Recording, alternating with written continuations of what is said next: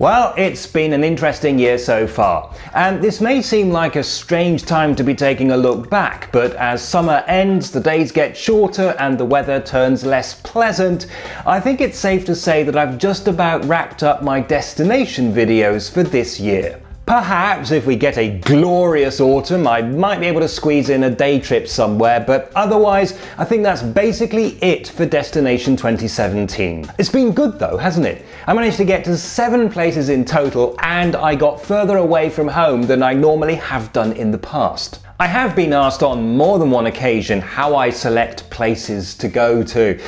And until this year, the answer was always wherever is convenient for me at the time. But this year, that changed. The first 3 places were fairly close to here.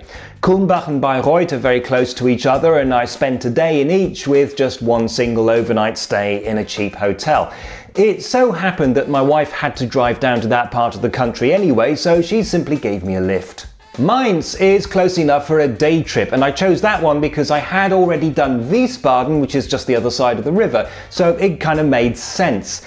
But I did need to go there twice to get all the shots I needed. The other 4 places were really interesting, at least for me. I was particularly keen to leave the local area and show you a bit more variety, something that I've always wanted to do, and I think it paid off. I selected Erfurt partly because I always wanted to see it, and partly because it has a lot of connections with Martin Luther, and this year is the 500th anniversary of the Reformation. Also, it's in former East Germany, which has never featured in any of my videos before except for Berlin. And I chose Lübeck because it's even further away, and it's a popular tourist destination. Everything up there is very different from the way it is down here, and that's the idea. I think you'd all appreciate seeing something more than just my little corner of the country. Now, filming can take a long time. For a city the size of Erfurt or Lübeck, I've found that I need at least 2 days.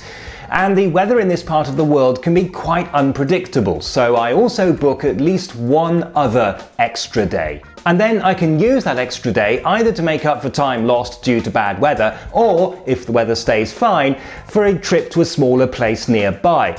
That's how I got to Eisenach and Ratzeburg, places that you might not necessarily have heard of, but which are worth a look. So I chose those locations mainly to get a bit of variety, different types of places, different parts of Germany.